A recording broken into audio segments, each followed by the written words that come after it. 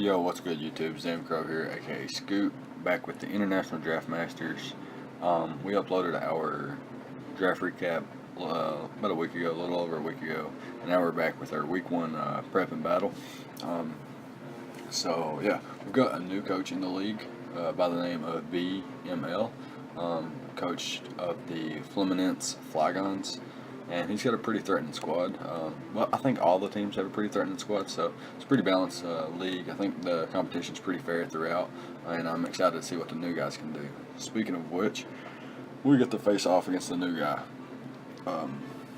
in week one. So let's talk about his team a little bit. He's got the Mew, which is his Z captain, Hydreigon, Mega Diancie, Skarmory, Milotic, Breloom, Gligar, Raikou, Venusaur, Ninetales, and the Z-Move captain of his.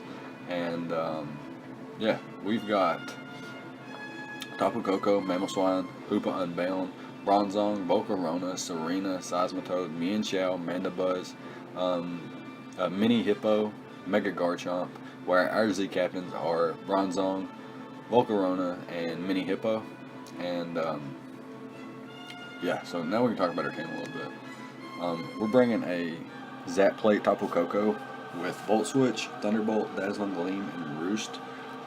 We're able to pack a Modest Nature with max special attack for maximum damage output and 220 speed EVs, which allows me to speed creep Mega Diancie.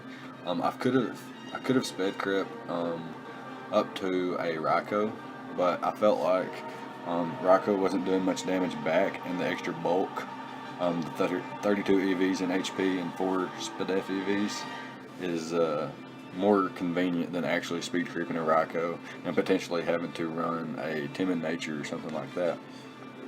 And if he does bring the Raikou, I'm expecting it to speed creep Volcarona anyway.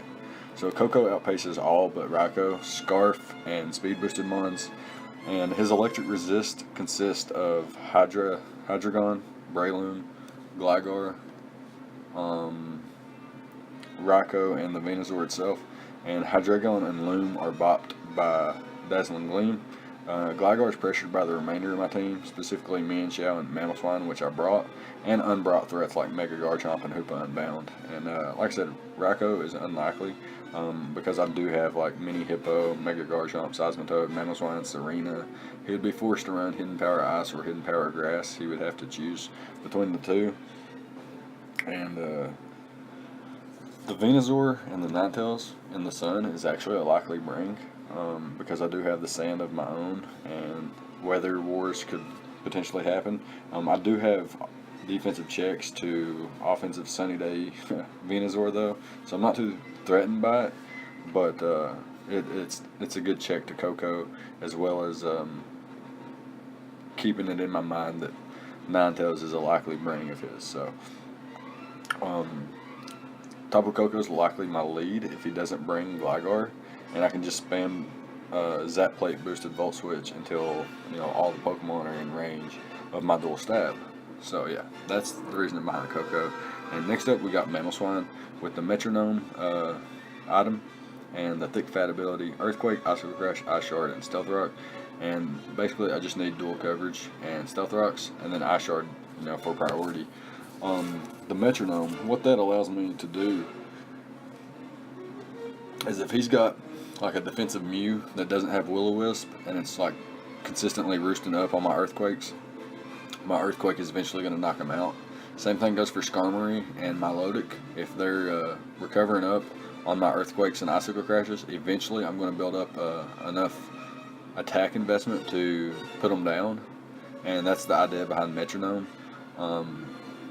And potentially, like if I pick something, if a lot of things are in range of Ice Shard, then the Ice Shard getting the Metronome boost itself is actually pretty nice, having priority and the extra boost every turn, which would be really, really hot. This thing bops Mega Diancie, drops it, Oko's at 100%.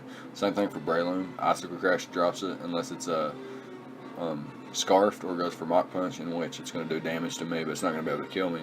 And Icicle Crash into Ice Shard will knock him out anyway. Icicle Crash likely knocks out the Gligar unless it's max defense, which could, it gets bought by the rest of my team. Hidden Power Ice Koko if I had it, Volcarona's Fire Blast, etc. So this thing also is a pretty good check to Raikou, bar like a Rash Nature or Sphere variant. Um, Otherwise, Raikou's not doing much. It prevents Volt Switch spam and immediately breaks subs and whatnot. And yeah, that's basically it. Venusaur, it can take a hit, even without thick fat if it's bulky. However, if it's offensive and there's no sun up, Icicle Crash is going to drop it, and Earthquake into Earthquake should drop it as well. Earthquake drops Ninetales and Barbarical, so not too much to say about that. But yeah, speed creep in the Jolly Loon, Metronome to boost my attacks versus mons that can recover up on me, and really no coverage needed. So, like I said, not too much to say about this Pokemon. And next up, we can talk about our boy Sebi VGC. So, let's talk about our nicknames first. We got Neandrew, aka Andy, the Tapu Koko, because Andy, I think, favors Tapu Koko in this format. We got Aki, our boy Aki VGC here, thick fat mammal swine. Our boy Aki's a big feller, so and he's adequately used mammal swine in mini leagues before, so he's gonna get the mammal swine nickname. And then we got our Sebi, our mastermind, VGC mastermind here. So I'm gonna make him the Bronzong with the leftovers, heat proof, protect, gyro ball, Zen headbutt, and trick room. This Pokemon has Protect to help scout for potential Scarp Hydra if it's going to lock itself into U-Turn or Dark Pulse. It can scout for ground type coverage on Mega Diancie as well. Same for like Hydreigon and Mew and other Pokemon too, but mostly for those because this is going to be a check to Mega Diancie.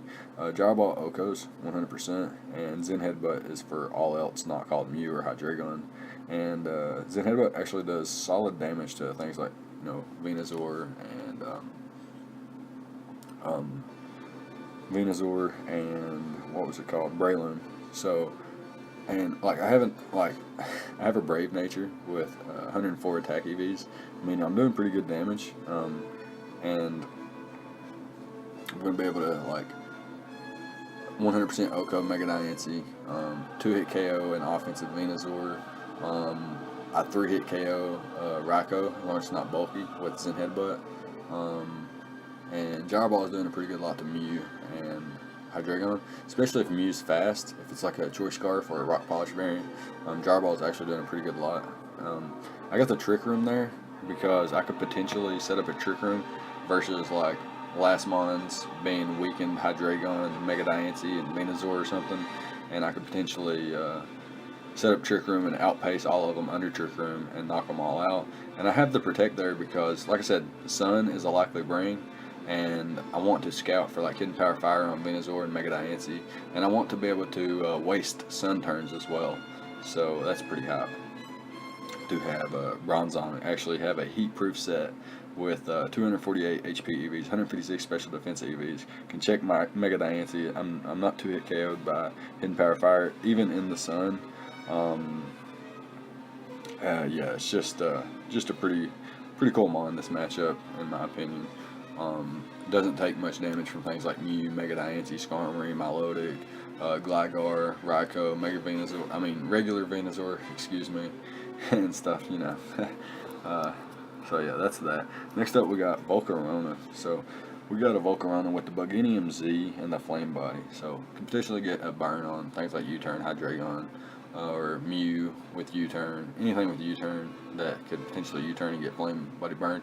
Skarmory, Breloom's Mach Punch could potentially activate Flame Body, which would be pretty hype.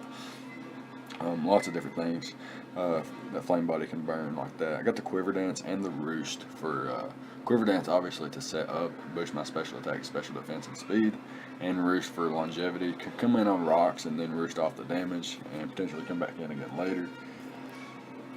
Ideally, there are no rocks though. We'll get to that in a little bit though.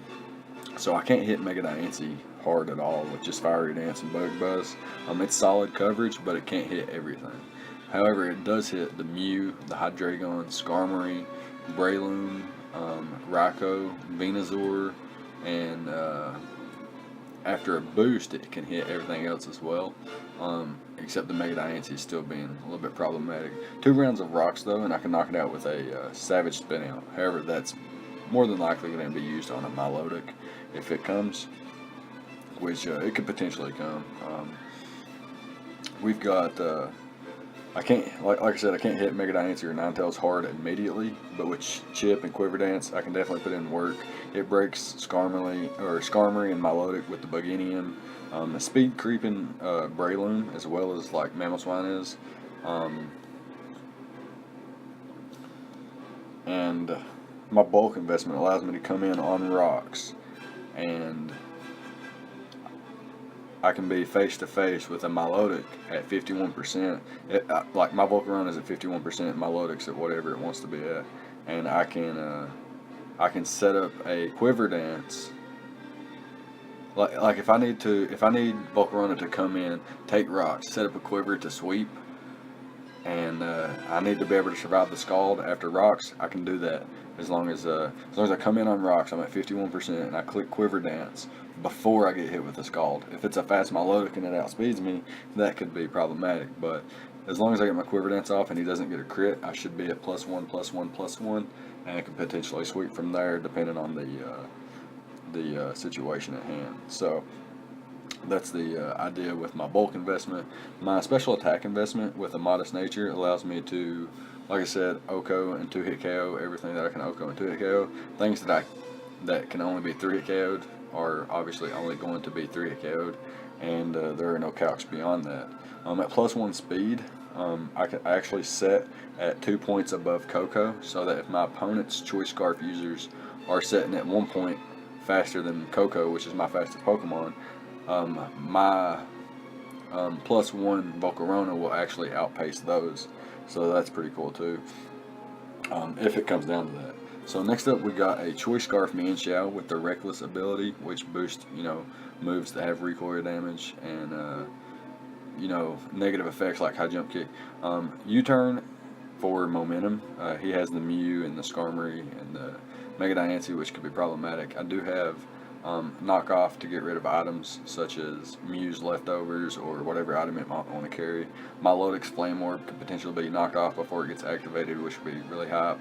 And then I got Drain Punch for like just recovery. If I can get a weakened Ninetales, Barbarical, Raikou, Breloom even, Milotic even, Skarmory, Hydreigon, whatever it may be, and it's weakened enough, and I can get some HP back with Drain Punch, I'm going to opt for that so that I can just have a little bit of HP back.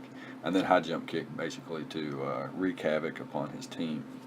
And that's basically it. Got enough speed to outspeed a Choice Scarf Ninetales, Choice Scarf Mew. I think both of them are basically base 100s, and anything outside of that, like, I don't think, outside of that it would have to be like a Raikou to outspeed me. So yeah, next up we've got our girl Mandibuzz here. All Mandibuzzes are females if you didn't know. So we've got leftovers and the Overcoat ability. So Overcoat prevents like Sandstorm and like Powder moves from causing damage and whatnot. So like Leech Seed and Sleep Powder, and or not Leech Seed, but Sleep Powder and Sandstorm and stuff like that doesn't bother me. And that actually works because I do have a Sand Team. Obviously I'm not bringing one this week, but I do have a Sand Team, and I have a lot of Pokemon that aren't harmed by it. So Overcoat actually comes in clutch here as well, as I'm not going to be able to be whittled down by any kind of powder moves from Mega Venusaur or anything like that. And I've got the U-turn, the taunt, the defog, and roost, so I'm really susceptible to fast taunts myself, and I only have U-turn to damage other Pokemon. 248 HP EVs with 100 Spadef EVs is really all the bulk I needed to come in and take a Draco Meteor from Hydreigon into any attack it wants to click, as well as taking a Dragon Claw. Does it get Dragon Claw? It might have been Outrage. Outrage into Outrage. Outrage. Life Orb Outrage can't 2-hit KO. Draco into Dark Pulse can't 2-hit KO. Draco into Draco can't 2-hit KO. Outrage into Rock Slide can't 2-hit KO. So I'm actually in a pretty solid position with Manibuzzes, just with its natural bulk, and can pressure like I have Roost. Like if he has taunt, I'm screwed. But like I'm gonna scout for that. Obviously, if he has taunt, and then he's going to potentially try to toxic me, and then I could like make some double switches and whatnot, and prevent like myself from getting in a too bad of a position. This thing actually speed ties with a modest max speed Venusaur outside of Sun, and outpaces like a creepy Gligar that might be speed creeping some other things, and can potentially outspeed some other Pokemon that aren't running investment like base 100s, base 95s, and such that my opponent actually has a lot of. This thing takes hits comfortably from Mew, Hydreigon, Skarmory, Milotic, Breloom, Gligar, so that's pretty hype. And yeah, I guess we can hop into the battle from here, and yeah, I'll be right back. Alright, so here we are with the battle, and my opponent does bring his Mew, which is potential Z-move Mew, with the Hydreigon, Mega Diancie, Skarmory, and his Sun Core of Drought Ninetales with Chlorophyll. Venusaur, potentially. It doesn't have to be Chlorophyll, it could be Overgrowth still. I guess there's some merit to that. So, yeah. He brings no Gligar, which I noticed almost immediately, because that gives Coco, just free Volt Switch spam across his team, 100% of the time. I am speed creeping a Mega Diancie, so I'm faster than his entire team. He doesn't bring the Raikou, which can't, so it can't outspeed me. No Breloom either, meaning I'm less likely to click like my best stab this entire match is going to be Thunderbolt, so that's actually really cool because like Dazzling Gleam isn't boosted because I'm only running the Zap Plate, so spamming electric type moves will be nice, especially if the electric terrain stays up.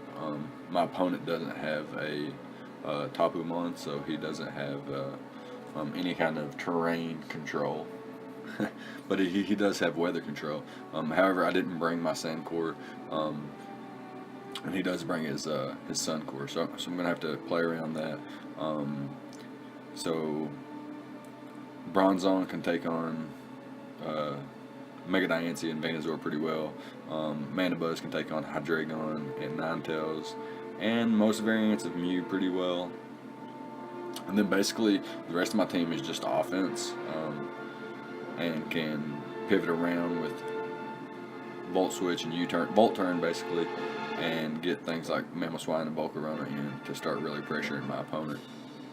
I figured likely leads for him would be Mew or potentially a Scarf Hydreigon or even Skarmory. He does have three potential rockers in Mew, Mega Diancie, and Skarmory, and like since we do have Mandibuzz, I think it's likely that he doesn't bring rocks on either of the two mons that could potentially be taunted, which means I think Mega Diancie has rocks. So I actually want to lead Bronzong, but still, even if he is rocks Diancie, then leading Coco and Volt Switching into Bronzong is still better overall. So I'm definitely still going to lead with Coco, and just going to see what he leads off with. I have switch-ins to basically everything he has, and I don't like, if he leads Hydreigon, he could potentially be Choice Scarf Earth Power, but I don't expect anything else to have Choice Scarf. I don't expect Mew to have Choice Scarf because it would be a speed tie with Volcarona after a Quiver Dance. And he needs I thought he needed a more defensive Mew for things like Mew and Chow and Mamoswine. I felt like Mew was his better check. But yeah, let's hop into the battle and see what goes on here. So I'm going to lead with Coco, and I'm going to click, he leads Ninetales, so I'm just going to click Volt Switch. Nothing too scary here. He could throw off a Fire Blast or a Flamethrower or Reflect or Light Screen or something tricky. He could throw off a Hypnosis. I'm just going to Volt Switch out into Mandibuzz and see what he wants to go for. And that's exactly what I'm going to do here. And my opponent is actually going to reveal a Choice Scarfed Sun Boosted Fire Blast, which is going to do 98% and put me on 2%. So not, I should have scouted. I should have hard switched, because like I didn't think anything else would be Choice Scarf, so it was likely that this would be, but I did not consider it, and Coco pays the price. So hopefully I can redeem Coco and put make it put its trust back in me, because I did not expect Choice Scarf Fire Blast in the Sun there. So he does catch my Coco. Now I got my Mandibuzz in though. So basically what I can do here is just U-turn out. And he goes into his Diancie, and this is exactly why I put U-turn on it, because no matter what Mandibuzz did, Mega Diancie actually could come in and set up, just for free. I can't taunt it, I can't toxic it, I can't whirlwind it. It's just free setup. So that's why I pat U-turn on it instead, just to keep up momentum. So I'm here into my Bronzong, and I 100% live. I cannot be 2-hit KO'd by Hidden Power Fire, even in the Sun. So I could set up rocks here, but he could have Protect and think that I could be cheeky and go for rocks predicting his switch out, and he might stay in and click Protect, predicting me to get rocks up, in which I would essentially get rocks up for him. And I can also double into Coco here, predicting his Skarmory to come in on my Gyro Ball. Because Gyro Ball 100% knocks this thing out, and he's not going to do more than half to me with Hidden Power Fire. So his play is definitely to switch out to Skarmory, or he's going to I can't see any reason why he would want to stay in, especially on turn 2, and him he's in a pretty good position after catching me off guard with a Choice Scarf Ninetales. There's no reason to risk his Mega Diancie here, so he should definitely switch out here. And I'm going to double out into my Coco, trying to catch his Skarm so I can just Volt Switch back out into something else. And that's exactly what I'm going to do. I'm going to hard switch into Coco, as my opponent, he mindlessly clicks Hidden Power Fire. I'm not sure if he expected me to be a Levitate, but it's not the case. It's not what happened. I am a heat-proof variant, and I would have knocked him out there with the Gyro Ball. So I go back into Bronzong here to see. Like I said, my opponent is a new coach in the league, so I'm actually testing his. I'm testing him here. What is your knowledge of the game? So if he stays in here, I know he's a scrub and he won't be back next season. Earlier he just didn't know that he was going to die. He must now know that I'm heat-proof. That's the only thing I can think of. So he hard switches out into his Hydreigon, which takes fucking half from my offensively invested Bronzong. And here, I do have Protect, but I don't want him to set up like a Tailwind for free and get like a free turn or anything like that. And if he goes for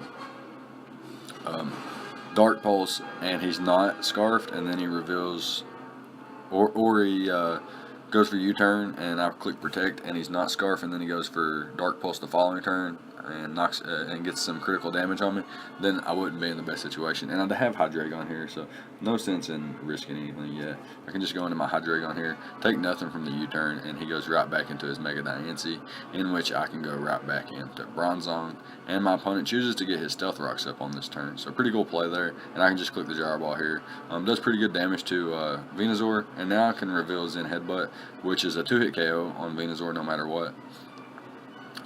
Here he reveals Synthesis, and I go for the Zen Headbutt again, or the Gyro Ball, predicting the Hydreigon to come in actually, but he just goes into, he just stays in, synthesizes up, and then switches out into Skarmory. So now I'm going to switch out into Mandibuzz, as actually we pulled a double at the same time. We both switched out at the same time. He went into Skarm and I went into Mandibuzz, and I'm going to taunt Skarm. I should have clicked Defog, but I'm going to click Taunt here on the Skarm, and he actually switches out to his Mandibuzz, and it reverse taunts me because of Magic Bounce. So now I'm taunted, but I can just hard switch out here into my Bronzong, which I do, and essentially going to take nothing from Hidden Power. As you can see there, it did 21%, meaning in Sun it would do a maximum of around 45-ish. So here he goes back into Skarm as I go into Mandibuzz and defog these rocks away, and he sets up spikes, but I'm just going to defog those away as well, and essentially getting 2 turns of leftovers back as well. So that's pretty good for me, and putting Mandibuzz at a little bit more higher HP. Now he brings in Mega Diancie only to double out into Ninetales, predicting my Bronzong to come in. And here my Bronzong can actually live a Fire Blast in the sun from a Choice Scarf modest Ninetales, but I don't need to risk that yet. I'm just going to click Protect here and see if he wanted to lock himself into it. And he actually switches into Skarmory on a double. I'm not sure what he was predicting, but he did get in a Skarmory, funnily enough. So here I'm going to switch out to Mandibuzz, not wanting this thing to get any spikes up and potentially, just hazard stack. I don't want that to happen. I want to get Mandibuzz in immediately and just defog him away. And like I said, essentially just getting 2 rounds of leftovers back every time he decides to go for 2 layers or set up a layer then switch out. Here he brings in his Mega Diancie again on my defog, and I switch out to my Bronzong as my opponent doubles into the Hydreigon. So lots of nice doubles in this match, and my opponent now has his Hydreigon in a position to click a Dark type move against my Bronzong. So now I'm just going to hard switch out into Mandibuzz, maybe predicting a U-turn or a Dark Pulse there, but my opponent goes for Dragon Rush.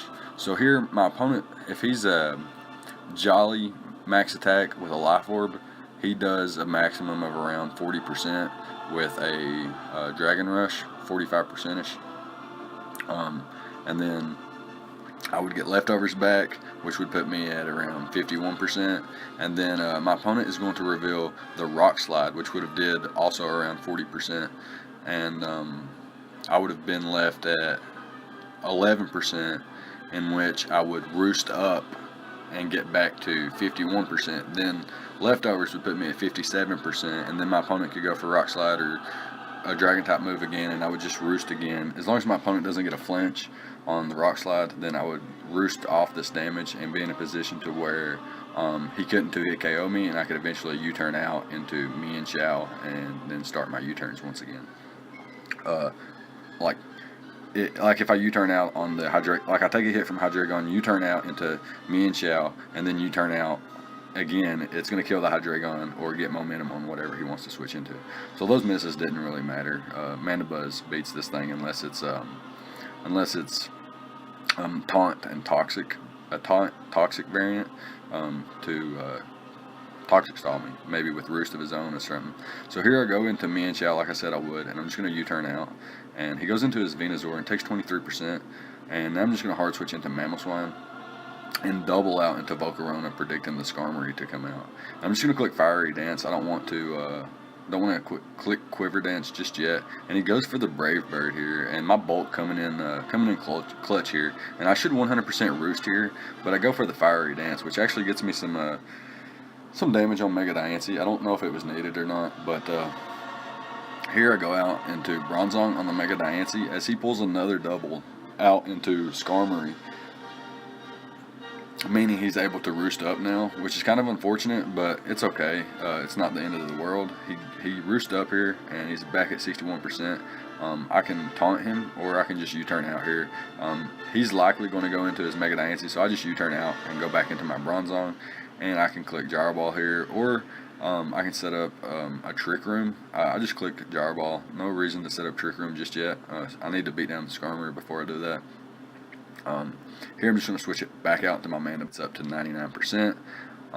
Switches out into his Venusaur this time as I go for the taunt instead of the U-turn this time. Now I go for the U-turn as he does bring in the Mega Diancie, and I just get my Bronzong back in here, and predicting him to go out into his Skarmory here, I'm going to double out into my Volcarona and put it into this monster. Nice double there, and pick off the Volcarona or the Skarmory. Pretty happy about that. And now he brings in his son Ninetales. So Mandibuzz comes in and he's able to chew up those hits and just roost off the damage. And I'm going to be able to stall him out of Fire Blast before he's able to 2-hit KO me ever. And that's the great thing about the bulk here on Mandibuzz. He can really go out to this thing. I U-turned because I thought he would be faster than me, but he actually reveals to be slower even in the sun. So I'm just going to click Gyro Ball here. No sense in clicking Zen Headbutt when he's got Mew and Hydra. So able to knock that thing out. The Hydra on the switch in there. I'm going to switch out the Mana Buzz here once again as he actually reveals foul play this turn. So now I'm just going to U-turn out. Once again, going back into Bronzong and not really fearing anything at this point. My opponent does go into his his regular Venusaur here, gets knocked out by the Jar Ball, brings in the Ninetales, and I can live a hit here, but I don't want to take the damage if I don't have to, so I can adequately check Mega Diancie in the late game. And he misses a Fire Blast here. It would have did a maximum of, what, 52% or so, and not quite going to knock me out there, and just roosting off the damage. And finally, U-turned back into Bronzong as he brings in his Mega Diancie, but he's going to stay in and make a Man's Play this time and get up his Stealth Rock as I double out into Mana Buzz, predicting him to switch out into his Mew. But yeah, he just gets his rocks up, so I have to double back into my Bronzong as he just locks himself. He doesn't lock himself into it, but he just starts clicking Moonblast here as I'm just going to knock him out with the Jar Ball. And had Mew been weakened here, I could have set up the Trick Room, but Mew's not weakened yet, so can't quite do that yet. Here he brings in Ninetales once again, but I need to get rid of these rocks, so I got to sack off Mamoswine and then bring in Mana Buzz so that I live the Fire Blast and then can defog these rocks away. So my opponent goes into his Mew hard, and I'm going to taunt this thing so it doesn't get too out of hand if it was faster than me, but he's actually slower than me, and I prevent him from rock polishing. So now I'm going to U-turn out and go back into my Bronzong as my opponent reveals the Sub-Zero Slammer, and Bronzong eats it for breakfast and eats this Leech Life as well. At the same time, getting a little chip damage off on Mew. I don't necessarily need Bronzong at this point, but my opponent pulls a switch out into Ninetales, and I missed my Zen Headbutt, which would have put Bronzong at 4-0 in this match. A bit unfortunate there, but yeah, we both he'd missed quite a bit of moves, so it's only fair that I missed some too, even though mine was more more influential in the battle. It should be essentially over at this point. However, he goes into his Mew as I U-turn into my Mana Buzz and just knock this thing, or my Volcarona, knock this thing out with the Bug Buzz, and then I'm going to be able to switch out into my Mana Buzz on the Fire Blast here, and my opponent's just going to struggle at this point because he's locked into Fire Blast and he has no more PP left, so I can just roost up here, and I'm just going to get a nice 3-0 victory here, with my opponent struggling in the end. So a bit unfortunate with the misses he had, but I don't think the misses he had were influential on the outcome of the battle. Maybe differential or the amount of HP I had left overall, but that's about it. Good game to BML, and yeah, let me know what you thought about the prep on both sides of the battle and the insane amount of doubles in this battle. Leave a like, comment, subscribe, all the good stuff, and I'll see you guys next time. Thank you for watching.